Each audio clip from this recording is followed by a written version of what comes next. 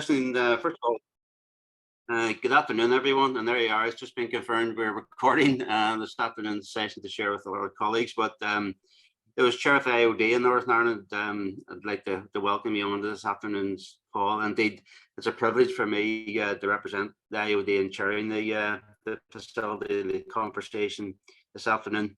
Maybe just a few comments on the Institute directors. You know, the IOD in Northern Ireland is all about building directors, and the concept is if you build good directors, you build good boards, and that applies not just to executive directors, but also obviously non-executive directors and indeed chairs, which is really the theme of the conversation this afternoon. The IOD leadership and good governance is a cornerstone in what IOD represents, especially that whole area of good governance. And no doubt we'll hear a bit about leadership, the importance of it, and obviously the importance of good governance from both Peter and Eileen this afternoon. My perspective, I think, you know, non-exec directors and chairs perform a really important role within the boardroom. And at the IOD, we have a non-exec forum where we do promote, indeed Frank Bryan, Frank only calls a member of that forum, where we do bring execs, non-execs together, and we help with their development. We have social events and really encourage that networking within that non-exec forum. From a personal perspective, if I can just take a few seconds to give you my personal perspective, I'm obviously chair of the IOD, but I'm also chair of the Labour Relations Agency in Northern Ireland. And for me, becoming a non-exec director is about putting something back into Northern Ireland PLC. Personally, I feel I've got a lot out of jobs I've been involved in Northern Ireland at a professional level. So for me, it is about, you know, taking time and putting something back into, as I've termed it, Northern Ireland PLC. And I think also you as individuals and anyone who sits on a board get a lot of both professional and personal development out of becoming a non-executive or chair. And again, I'm talking from my personal experience, both as being currently an exec director in Translink, my day job, but also by serving the board of the Institute directors and indeed chair of the Labour Relations Agency in Northern Ireland. So look, enough about me, but I am genuinely looking forward to the discussion this afternoon. Before we go on to the next step, Heather, just like to see if you'd like to say a few words to colleagues. Yes, Gordon and colleagues. The reason that we organise this session is often the adverts for chairs go out into the public domain, and then you never know. We really wanted to reach out. We really want to invest in diversity and showcase the opportunity that there is to make a difference. So it's chairs role and non-exec roles. So we wanted to sort of take away a wee bit of the mistake.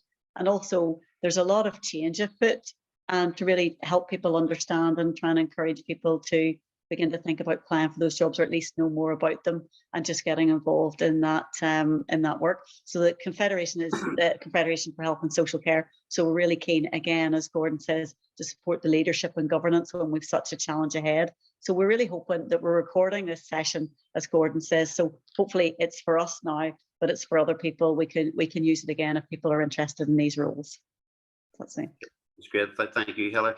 So in terms of the format this afternoon, we're going to hear from two people who I know very well. First of all, we'll hear from Peter, who's obviously the Perm Sec in health. And I worked previously with Peter as whenever he was the Perm Sec in the Department of Infrastructure. And also from Eileen Mullan, who's obviously a chair in the Southern Health Trust. I think I've got that right, Eileen. And again, know Eileen very well from her time with the IOD, and also the apprenticeship program at Eileen provides a lot of leadership and manages, which is going from strength to strength. I've seen Eileen Dugan on the call here. Eileen was the apprentice in the Labour Relations Agency up until just fairly recently. So enough for me. So Peter, if you're content, I'm going to turn it over to you first of all. Then we'll hear from Eileen, and then we'll have a bit of a Q&A session and discussion to close the event off, if that's okay. So Peter, over to you, if that's fine. Yeah, great. Look, thanks very much, Gordon, and many thanks to you, to the IOD, to Heather and NICON for organising this. It's really great timing and really important for me for reasons I'll set out a little bit more in a moment or two. I'm not going to say, I'm going to try and say less rather than more to allow more time for questions at the end, because I always think that that's where the real value is. But let me try and explain a little bit about why we're doing this today, what the roles are, and some of the wider opportunities indeed. So we're hoping to go out in the near future. I haven't got a precise date, but I think it should be weeks rather than months, for 4 chair roles in health and social care. That's the chair roles for Belfast Trust, for the Northern Trust, for the South Eastern Trust, and for the Ambulance Trust. So these are all big meaty jobs. Normal trust, the outside Belfast, the trusts are around nearly £1 billion businesses. Belfast is a good bit bigger. The ambulance service is smaller than that, but still plays a really pivotal role in our health and social care system in terms of budget. That is, in terms of role, it's really significant. So those are the 4 roles we'll be going out for, but it's not a once and forever opportunity. The health and social care, Department of Health has 18 arm's length bodies. We have a regular round of adverts and opportunities, both for chairs and for non-executive directors. I'm expecting, for example, there'll be adverts for chair and members of the Patient Client Council shortly. There'll be a steady round as we go through the year of other opportunities as well. We're focusing in on the trust chair roles for today, because that's the primary purpose of this. I guess the first thing to say is, you all know how much the health service matters to you, to your families, to the communities that you're a part of. And I think that's one of the huge attractions and advantages, opportunities of getting involved in health and social care. By getting involved in these roles, you can make such a massive difference to the lives of people in communities.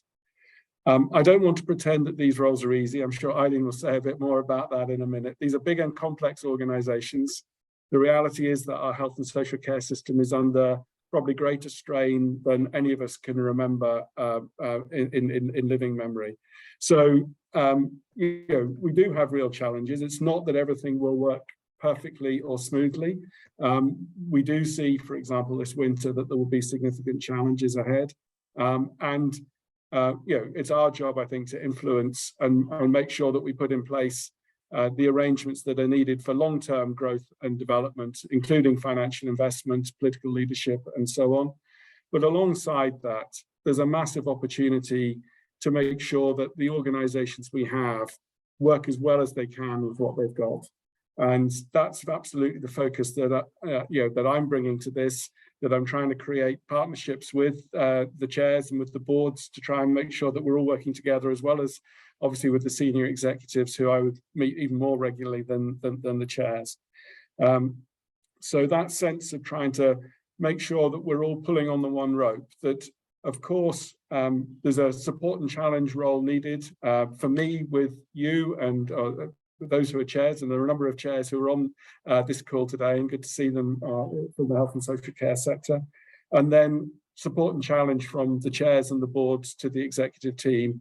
That's absolutely the fundamentals to the role, and getting and calibrating how much support and how much challenge obviously is determined by what the nature of the circumstances are. But to be clear, it requires both. It's not just a question of either being cheerleaders for the organization or continually saying more is needed and more is needed and more is needed when people are already doing all that they plausibly and reasonably can. So, the advantage of non-execs is that you bring different perspectives.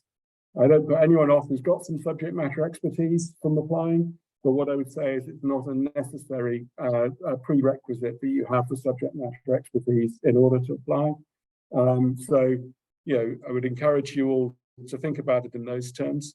I would flag, we actually, particularly in the health trusts, don't have bad diversity at the moment, but we're always looking to make sure that we maximise the diversity that we have. So also want to make a plug in that respect. So I'd conclude by just saying these roles matter. They matter hugely to me personally, because I need to be able to rely on the chairs and to work closely with each of them in respect of the challenges that those organizations face. But I think while they're big and challenging roles, I think they're also potentially hugely rewarding roles, and ones that I hope a lot of you will think it's worth going forward to try and fill. That's probably enough from me, Gordon. I don't know if I'm handing directly on to Eileen or if you're going to do a brief intro there. So I'll let you decide how best to handle it from here. No, that's great, Peter. And you do raise a couple of important points that no doubt we'll pick up later on. That these aren't easy roles. They're complex or difficult. We all know that. But they're hugely satisfying. And again, back to that whole area of personal and professional development that comes out of getting involved in these sort of opportunities. And indeed, the whole area of diversity, making sure there's diversity around the boardroom table, which is really important. Thanks for that, Peter. If we can pause then and move on to Eileen, if that's okay, and we'll go through your piece, and we'll have the discussion, Eileen. That's great. Thank you, Gordon, and thank you, Heather, for inviting me to join with Peter this afternoon. This is really important to have these conversations early to flag, just potential intent or consideration for these very important roles. So good afternoon, everybody. 51 years ago, a baby girl was born in Portrush, and it quickly came to light that her kidneys were not working. She received care locally in Coleraine Hospital and then was transferred regionally to the Royal Hospital for Sick Children, where over the course of many years, she was cared for by health and care professionals. A living donor kidney transplant at the age of 44 transformed her life, and she made a commitment then to give back to the health service that continues to care for her to this day. That was me, and this is why I wanted to serve for our health and social care. I was appointed chair of the board of the Southern Health and Social Care Trust on the 1st of December 2020, just on the age of a COVID lockdown. And I was previously a non-executive director, so the trust was not new to me. I had, for over 25 years, been an advocate for diversity in our boardrooms, and that diversity comes in all ages, backgrounds, and abilities. And with it brings diversity of thought, which enables better conversations that can lead to better decision making. For me as chair, as a board and a trust, we are there to serve. I'm accountable to the minister and department, and indeed the public, for not just what we do as a trust, but on how we do it. I will be 2 years in post this December. In this short time, we've had the pandemic. I've had a change of chief executive, the retirement of 50% of the senior management team, and the announcement of a public inquiry into urology services. Southern Trust is part of a bigger system of health and social care, and no trust can operate as an island. Regional delivery of specialised care is not a new way of working. Or if it be truly effective, as a trust board chair, working collaboratively and being flexible is key. Everyone in health and social care is working to the same aim, and that is the provision of safe, high quality care. As chair, my job is to ensure that the board of the Southern Health and Social Care Trust delivers on its roles and responsibilities. These are unitary boards where they include 5 members of the senior executive team, the chief executive, medical, nursing, finance, and social work directors. That means they're involved in the scrutiny, challenge, and decision making. I must create the environment that allows all members, non-executive and executive, to contribute their skills, knowledge, and experience to support the work of the trust.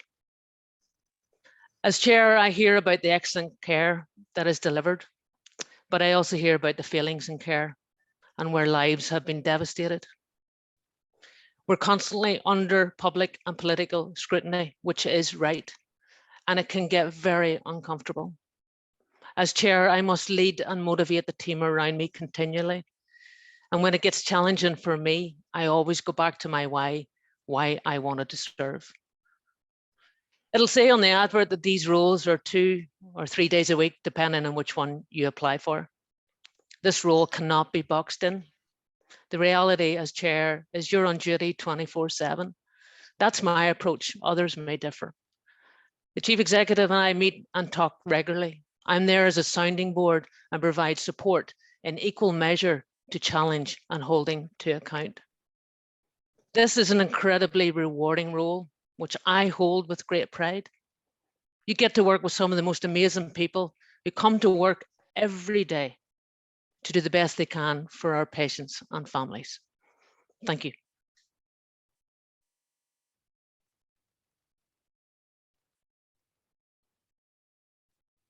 Is Gordon away? I think he's just dropped off there. Megan, if you might be able to do that, I'll chair until we can get Gordon back in again. I'll keep an eye.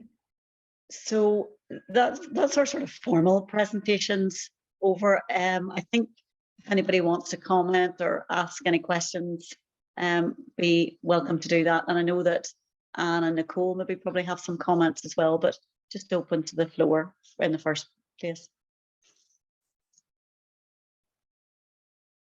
Any reflections? Frank. Take myself off mute there. So I have to say I really welcome this very progressive outreach approach to actually proactively encourage and attract new people to serve in the health sector. And certainly as a lay member of the public, I'm in awe as to what happens day and daily, and we all have our own personal stories. I guess sort of my immediate comment would be that I see the hugely complex, challenging yet rewarding work that goes on. And sort of two things sort of play into the environment that I guess could impact on how effective a board could be. And I'm curious and interested to hear some comments on that.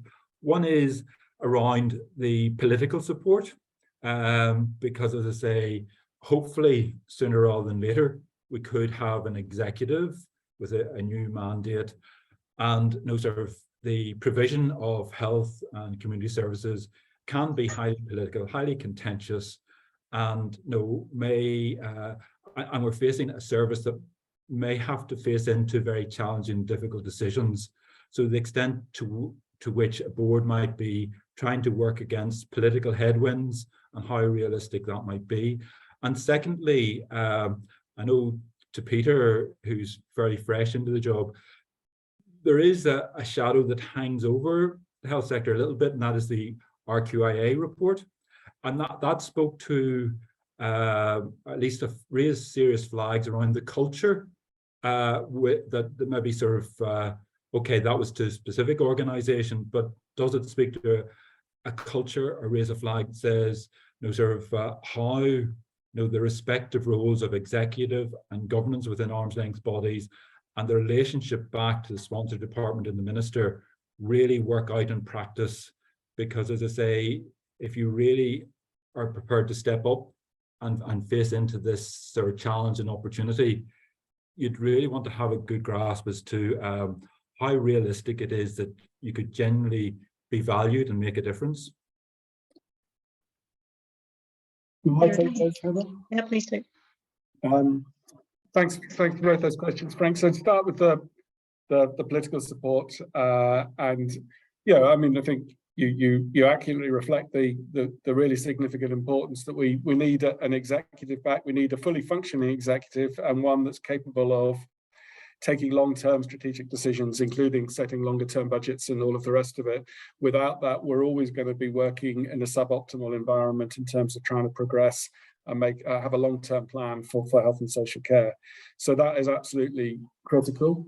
The point around how the politics might interact with board members, chairs, and so on, I think is an interesting one, and one worth unpacking a little bit. You're absolutely right. There's lots of politics involved because everybody's, the health and social care services are all being delivered in everyone's backyard. And generally speaking, it's not a question of not in my backyard. It is a question definitely of in my backyard, please. And that's been the traditional approach. What I would say is that I think we need to see that it's not a one-way street in terms of how politics interacts with boards and the trusts. It seems to me that the boards, the trust senior managers and so on have a really pivotal role in engaging with elected representatives in their areas to help them understand better the nature of service provision, what will provide for safety and quality in their region, what will enable the health and social care needs of their citizens or their constituents to be most effectively met. And certainly I think that just as I have a really important role with the Minister and with other MLAs here, so I encourage trust boards and senior teams to engage the elected reps in their areas, because I think that's the way in which we actually can demystify and avoid some of the, the health and social care world is great for anecdote, and I think the old joke is that one person's story is an anecdote, many people's stories are research, and we need to avoid that one story circulating everywhere and being seen as the absolute truth when it may not have that underlying reality.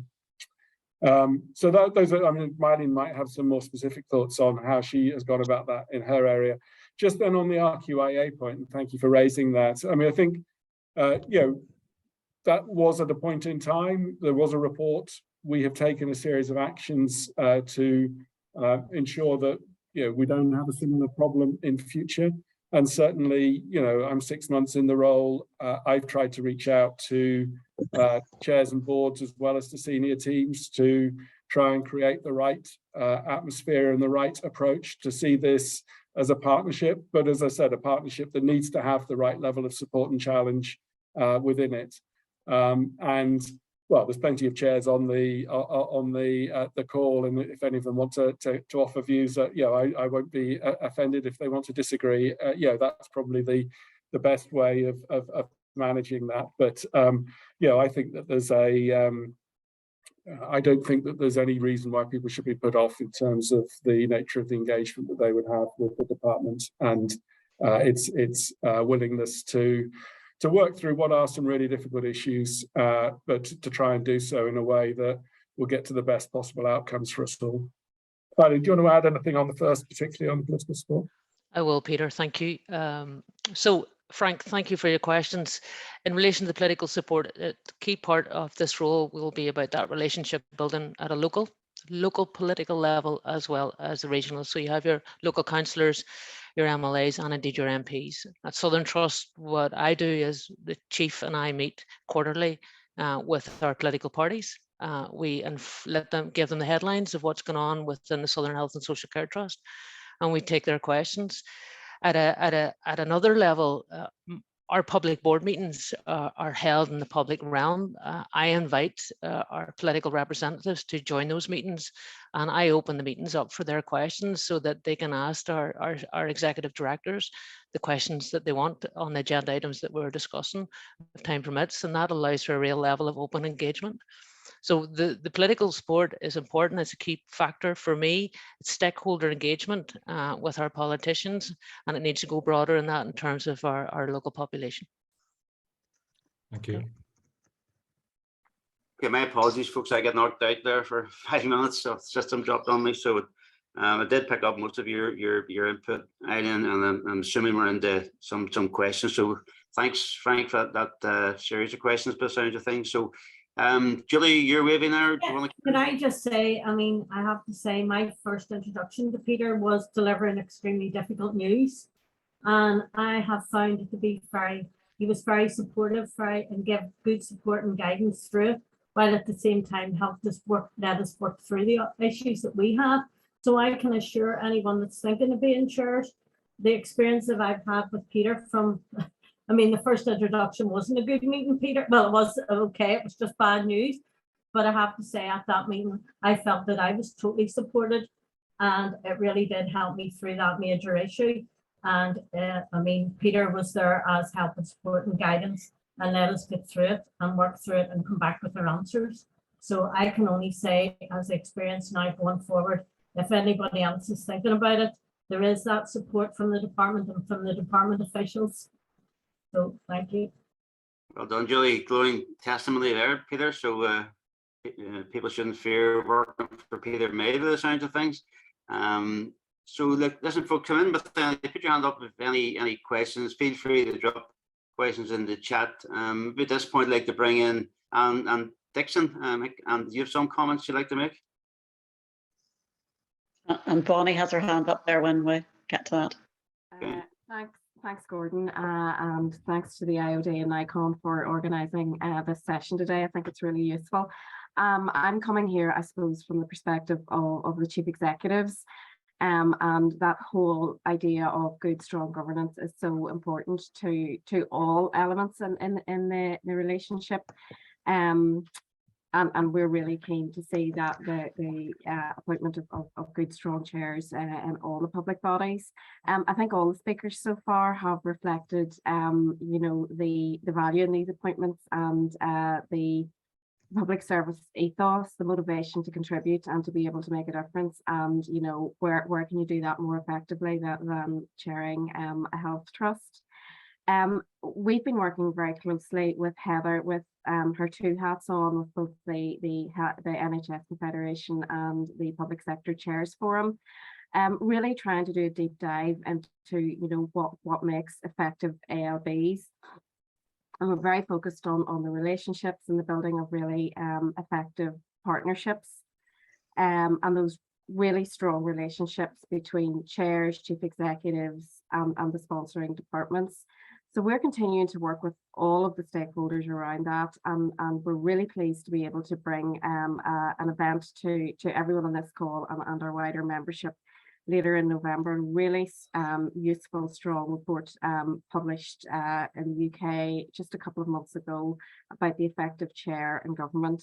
And it looks at all of the skills and attributes that go to making high performing chairs, the conditions that support chairs really well, the comparisons of what it is to be a chair in a public sector organisation, how it compares to the private sector and, for example, the third sector. And what the report would say is it's equally complex and a bit more ambiguous than the chairing a public sector organisation than perhaps other sectors. So I think that report, I'll actually share it now in the chat. And as I say, we will be having a more in-depth look with the report authors and a discussion on that. But I think one of the key conclusions of the report is it looks at how stakeholders can support the chair. And the four things it says is, you know, we need to encourage diversity in public appointments. So today's event is really in line with that. Support applicants through the public appointments process, support the successfully appointed chairs with their transition into the role, and support current chairs in their role. So probably from the CEF perspective, that's what we'd like to see and certainly be involved in where we can. It's great, thank you, Jan. And it's an interesting concept.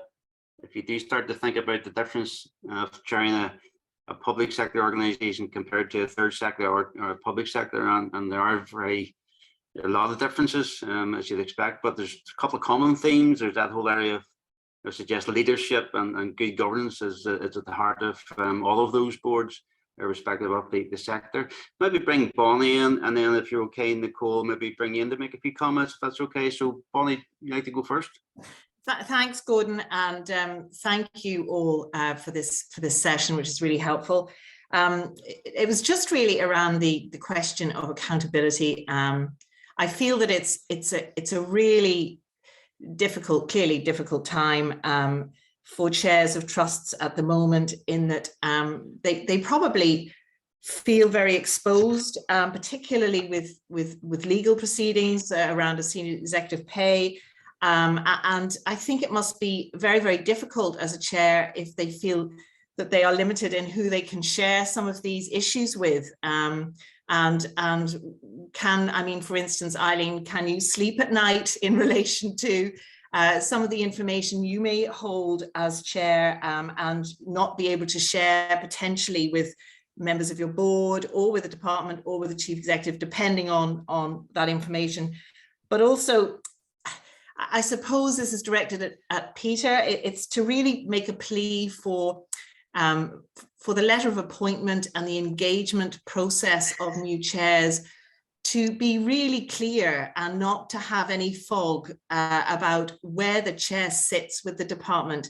I mean, putting it bluntly, if something goes wrong, chairs often find that the department officials run for the nearest place to hide and let them get on with it. And if that happens, it could be a very, very, very scary place for a chair. And the other thing is efficiencies. We all know there isn't enough money. And we all know that trusts are essentially in a life and death situation in so many cases. And, you know, efficiencies turn into safety issues and they turn into deaths. And where does that leave the chair with that moral consideration? Because we know it's not deliberate on the part of anybody, but there is not enough money to go around. So those were really sort of my sort of general areas of concern and interest. Thank you, Gordon. Thanks, Bonnie. Peter, you did say at the outset that these aren't easy rules. Do you want to come back on some of those points, Peter, that Bonnie's just made? Yeah, by all means.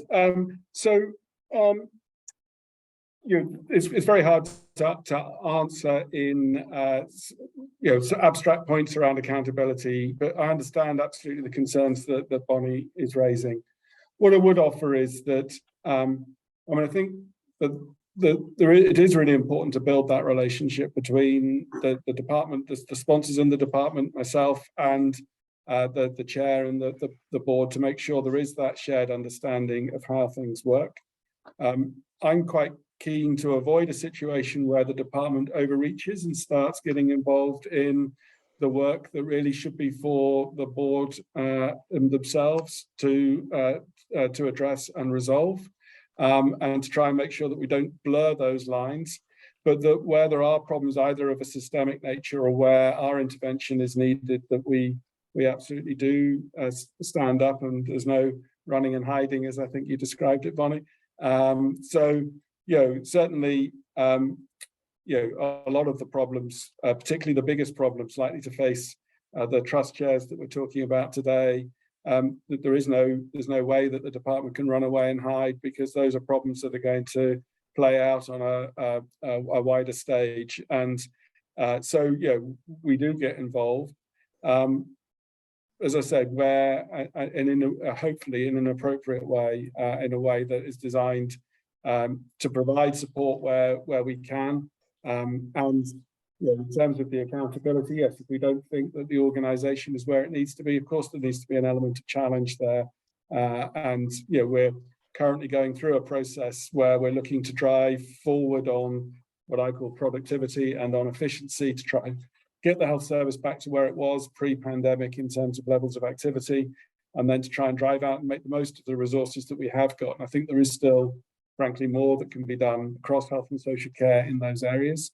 And a lot of the challenges there are recovering from the pandemic. The pandemic took all of everybody's attention for 2 whole years. So now we need to refocus that attention in the sort of the areas that they need to be in.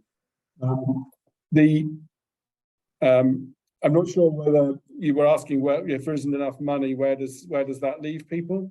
I mean, I think we need to make sure that the expectations that are set are ones that can reasonably be achieved, and we can do that in a number of ways. One of which is through comparing performance of trusts across Northern Ireland, and another of which is by using best practice particularly from the NHS in GB, and using that as a means of trying to ensure that we understand what good looks like, what is reasonable to expect.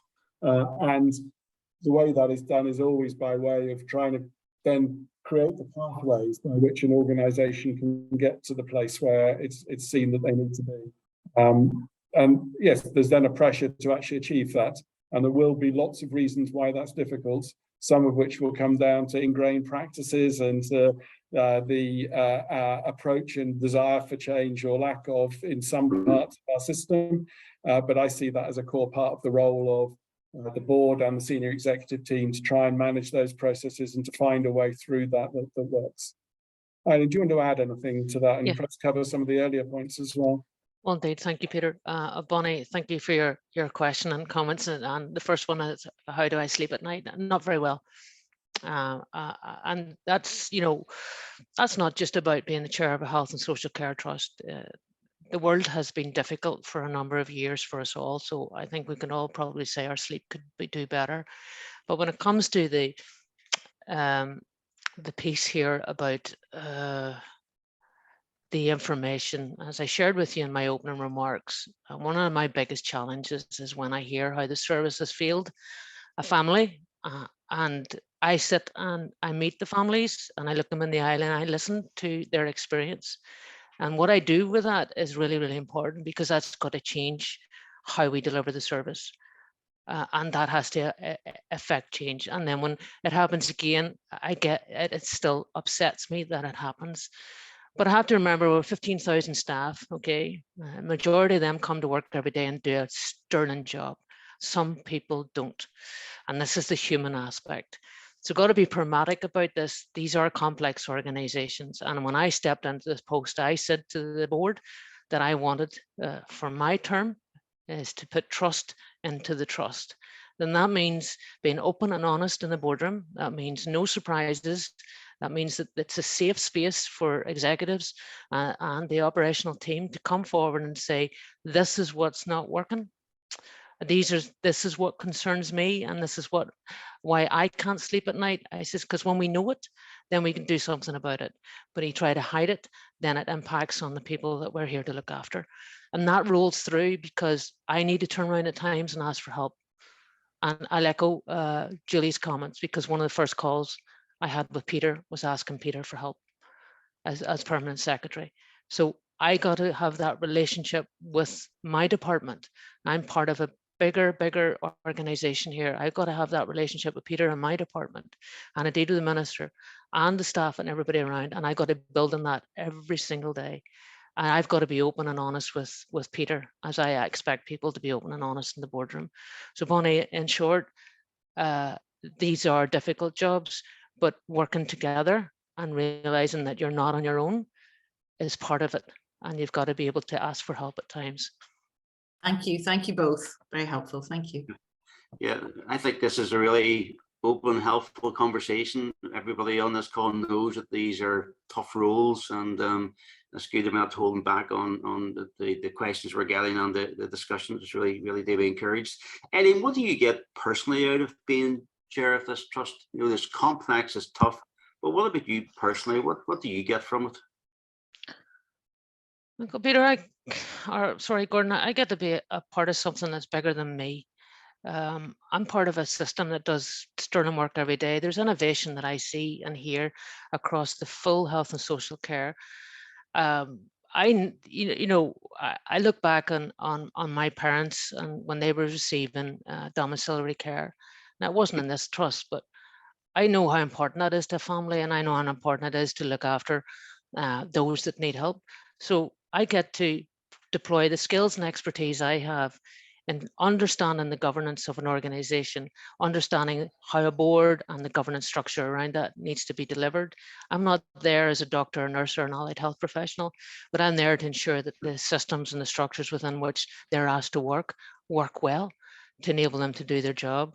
So that's, for me, it's how I deploy my skills to enable everyone who works within the trust to be able to do what they're supposed to do in the best way possible.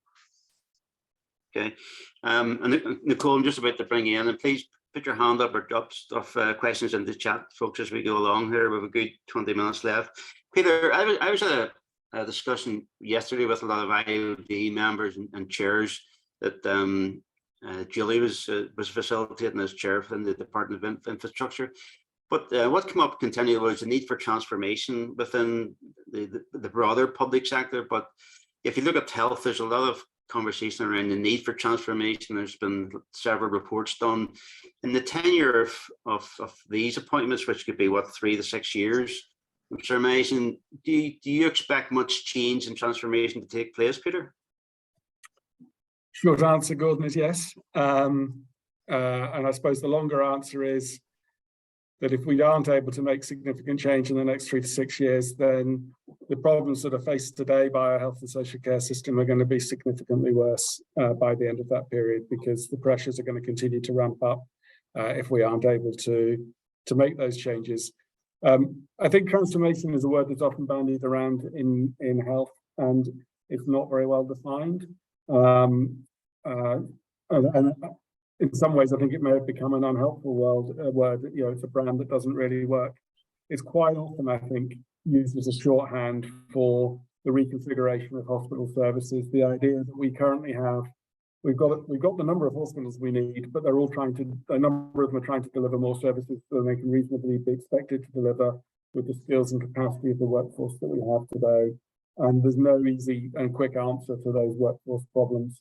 So we are absolutely doing some work on a design plan, looking at what that looks like in overall terms. And we hope that we hope we'll have ministers later in the autumn to be able to decide if they want to proceed with that and to put that out if they do. That's designed to take that overarching view. But there's also really major change coming and being worked on, for example, in the digital space as well. And when I say digital, people think, well, that's all techie stuff, but actually it's fundamentally about how everybody in the health service interacts and works together. It's about creating single pathways for the way in which clinicians will operate. It's about ensuring there's a single patient record. You won't no longer have the clipboard at the end of the bed. There'll be an electronic record, a record that's accessible by the patient as well as by the clinician. And so on, and there's a big program going on in that respect, which absolutely will be delivered within the next 3 to 6 years. So, just those are some different dimensions that sometimes go. As I said, transformation can sometimes be seen as a bit amorphous, but that perhaps gives you a couple of bits. And then beyond that, there'll be individual service areas where there is a transformation, either because there's technological change, because there's advances in medicine, or because there's experience from elsewhere of how things can be done better if they're done in a certain way, and that's the way in which that will then be followed through across our system too. Okay, thank you, Peter. Nicole, Gordon, sorry, can I just come in on that point after Peter, if you don't mind, before you go to apologies, Nicole. What I would say to everybody is that in my experience, certainly in the Southern Trust and listening to colleagues from other trusts, is there's a real hunger and appetite for change and improvement. There's a real hunger and appetite from the team. That's the staff, that's the doctors, the nurses, the allied health professionals. They want to see change and they're ready for it. Our job as chairs and boards is to make that pathway to enable them to do it. Great, okay, thank you for that, Eileen. So Gordon, could I also just say, we've got a few people from local government and Sean, a few people not already sort of involved in boards. It'd be really interesting to hear. Sean Fitzsimmons has, for example, put an interesting spot in the chat. You maybe want to comment on that, Sean? Sure. Sorry for butting in. Yeah, no, I've been listening really keenly the way along here, and I have to say, I think it was Peter made the comment about when you put it up to questions, it starts to take on a flow. So it's been very, very interesting for me, especially to see people coming in with their experience across numerous sectors. I chair a board in the voluntary sector, and I'd say, for me personally, looking at the challenges that Eileen faces, I know one of the biggest things, and I know a number of people in the chat have touched upon it, would be that fear factor of, what would I be getting into? And for me, I would find that frightening, and I can imagine that's the same for a lot of people. I think that's worrying in that it might dissuade people, and I think it's how we communicate to them the types of support that are there, that people don't underestimate themselves and don't put themselves into the running too early on. I think I love that idea of what Eileen says about giving back and what the why is as a means to anchor you. But I think it's clear that there's really good support, there's really good relationships, and it's how that's conveyed to potential applicants. I think it's important. There's other ideas I have, but Eileen knows me. I could run on for days at it, but just to say it's been very, very helpful for me, very useful. It's great, lovely. Thank you, Sean, for that. Nicole, would you like to come out at this point? Thank you, everyone, and apologies. I'm having to Zoom from my car, so I hope you can hear me, even if you can't see me. I'm not sure how the technology is working. I just wanted to pick up on a few points. But first of all, I want to say at the beginning, as the outgoing chair of NIAS, it really has been an incredible privilege to hold this role, to work alongside people throughout the pandemic and to have observed their dedication in going above and beyond. I mean, I know we've all said this in very many different fora, but it is absolutely true. I witnessed it firsthand. I passionately believe that good governance actually improves the delivery of public sector services. And if I might just take a moment to give you an example of that. A number of years ago, we became aware as a board that we had an incident. It made it into the public domain where a child had collapsed on the side of the road, and the people who were trying to get through to 999 to speak to our call handlers had taken 11 minutes. Now, we have a target that we aim to answer all calls, or 90% of all calls, within 2 seconds, and this clearly was an outlier. Because the board then undertook some review of that and required the team to focus in on this particular issue, we oversaw the work that was done to improve our call answering times. And what the team know from me as chair that I expect, it may be great that we are making those 90% targets more often than not now, but actually given that we have about 700 calls a day, when we don't make them in 10% of the calls, that's 70 calls that are actually outside the 2 second time limit. And the team know that from a governance perspective, I'm interested in those outliers. And it's in asking those challenging questions and providing that scrutiny that you do help a team to focus on where the service is actually impacting people's lives in ways in which it mightn't be initially obvious. Because while we definitely celebrate, and I wouldn't want anybody to think I don't acknowledge the fact that targets are met, it is those targets which aren't met which actually can have negative impacts. And if I might just pick up on 2 other points, I think it was Sean there was talking about the fear factor for applying. Do not be frightened of these roles. They are involving roles. Perhaps this maybe speaks more about me than anybody else. I do sleep very well at night. I don't mean that to sound callous, because there are very real impacts on people's lives, but that's because what my role is along with my non-exec colleagues is overseeing the work that's done by the executive teams. We're not operational. And when I can see, and I do see at the ambulance service, a team there which is managing very difficult, challenging circumstances to the best of their ability and in the best possible way, and they're demonstrating, they're looking at things from different angles. That makes my job very easy in terms of being able then to support them through hopefully appropriate challenge and in speaking to them both at board level and outside board level. And the final thing, just if I can just briefly mention, is actually it's been referenced right throughout, is the incredible importance of relationships and partnership working. I'm very encouraged as one of the 6 trust chairs in the lead which Peter is taking here. We had a meeting this week with the trust chairs, Peter and one of the deputy secretaries, and I know that he is keen to see this rolled out. Many of you on the call will know about the partnership agreements. I don't really care what we call them. For me, it's about the behaviours in terms of actually working together and exploring along with departmental colleagues and others. Eileen referenced the fact that no trust is an island, so therefore we have a working relationship across the trust to understand how we are supporting each other to actually deliver the one purpose, and that is improved healthcare services, health and social care services for the general public. And just finally, just in finishing, I think we should always remember we might be leading some of these organisations, but we're also recipients of those services, as are our parents, our children, our brothers, our sisters. And I think when we focus on the patients, the people who actually benefit from the services, then it helps us actually do the job a little better. So thank you. That's great. Thank you. Thank you very much, Nicole. I'm going to turn it to Peter shortly to take the last 5 minutes in closing the conversation down. But any other questions or comments anyone would like to make? Go ahead, Sam. Thanks. Just a few comments. I thought Peter and Eileen's comments at the beginning were very powerful. I identify with all of what they said.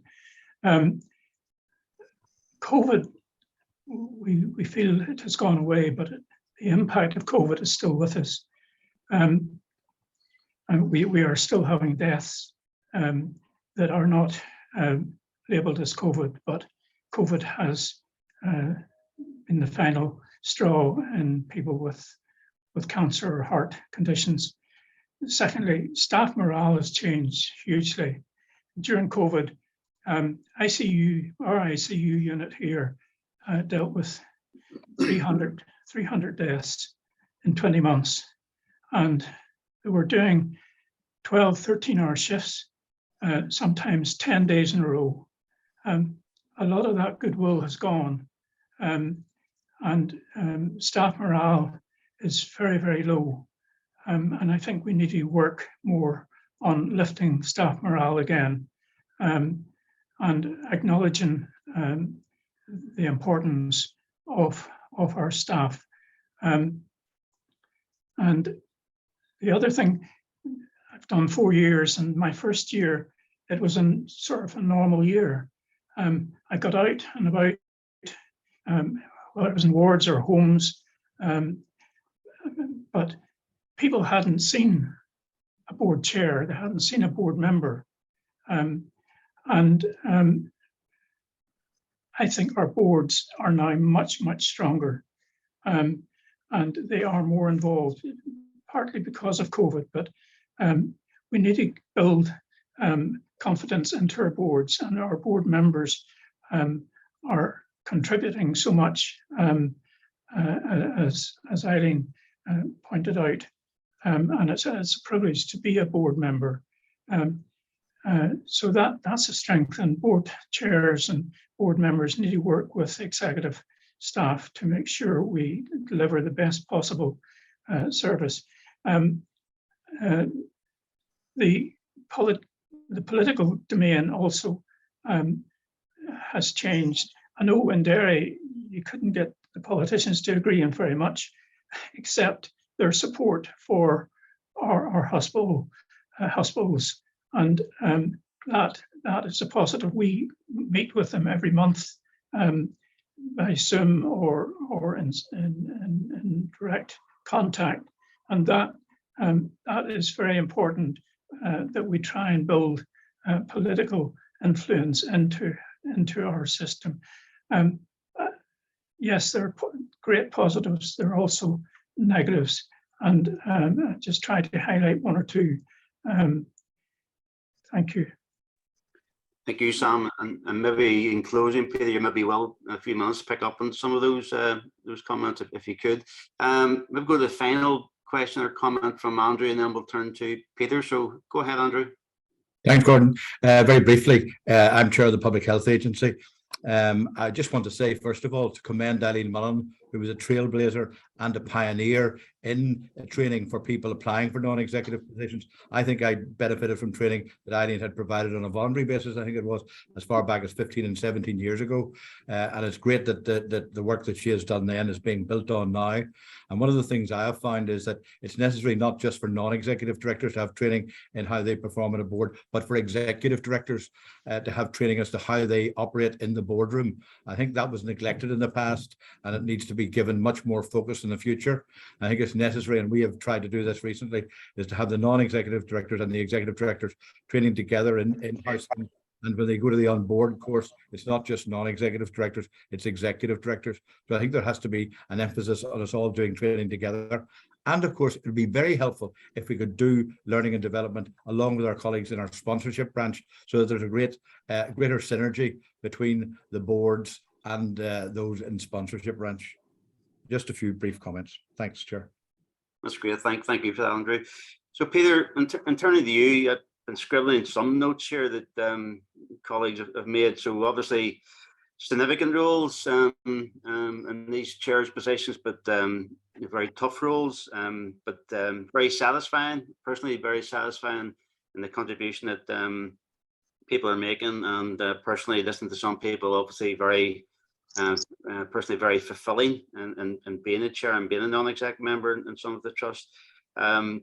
The change agenda is obviously consistent. You spoke about the whole digital piece and other perhaps rationalization change events might take place. But listen to what Eileen said, a real hunger for change in the sector, which is encouraging and really, really good to hear. Obviously, finally, the fear factor is obviously there. These are chunky, big, challenging roles, but clearly what's also coming across, there's a lot of support available for people who are prepared to put themselves forward, either for a chair or a board member appointment in the health trust. It's just a few thoughts. If I can turn it to you, Peter, for the last 2 or 3 minutes to close things down for us, please. Oh, Gordon, thanks very much. And look, thanks to everyone who's contributed today. It's been a really good conversation, and particular thanks to Eileen for her contribution. I think it's been really first class. For me, perhaps just to pick up on a couple of the themes you mentioned there, Gordon. So, you know, in saying that these are challenging roles, I'm not saying that to put people off. I just think that there needs to be an honesty and transparency about that at the start. I do think that, you know, I've said our health and social care system's under a lot of stress and strain, and you know, in the short term, that's likely to continue or even perhaps get a little bit worse. But I think it's really, really important for me and right through our system that we don't allow those who are doing the really great frontline work that a number of colleagues have talked about, don't get to feel overwhelmed by the scale of the challenge ahead of them. And what that involves is us really having a strong focus on, firstly, what can we do ourselves to make things better than they are? And there are things, I'm clear there are plenty of things in that space. And then secondly, how do we influence the wider world to make sure that we get the money and the political support and all of the rest of it that are needed to enable that longer term change and so on to take place.